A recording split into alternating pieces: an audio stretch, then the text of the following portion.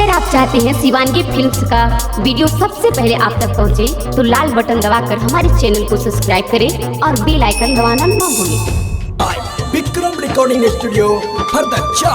Music director DJ Bajrangi ji. काका हो भैया हो बीत गला 5 साल, काका हो भैया हो बीत गला 5 साल। ग्राम पंचायत से खार भला फिर मुखिया जी के माल, ग्राम पंचायत से खार भला फिर मुखिया जी के माल। उहे चमड़ी उहे दमरी उहे छिका खाल, उहे चमड़ी उहे दमरी उहे छिका खाल।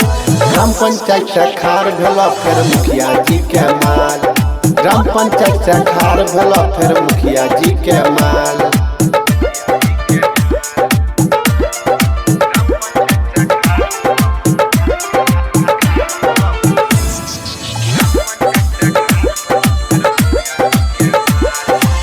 टोला में काका हो भेल छलै हाला, पिछाल जितला ठोक ललका 2 ताला।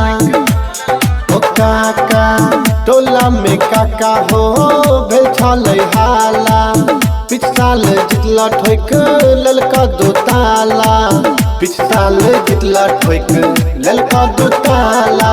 अब की बेर लगल कन देर फेर बिछल का जाल, अब की बेर लगल कन देर फेर बिछल का जाल।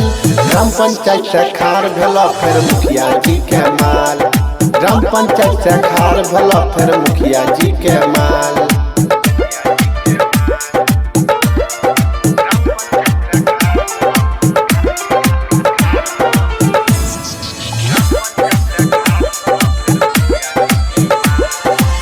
घूमै छै घरे घरे लेके एना राजी, जेकरो नहीं टेका रोई कहै छै सारा जी।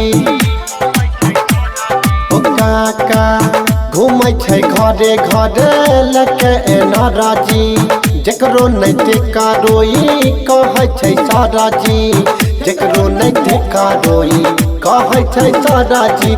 राइटर मधुआ हैदर अजय चंदन कल का सवाल, राइटर मधुआ हैदर अजय चंदन कल का सवाल। ग्राम पंचायत से खार भला फिर मुखिया जी के माल, ग्राम पंचायत से खार भला फिर मुखिया जी के माल। Vikram recording studio फरदच्चा।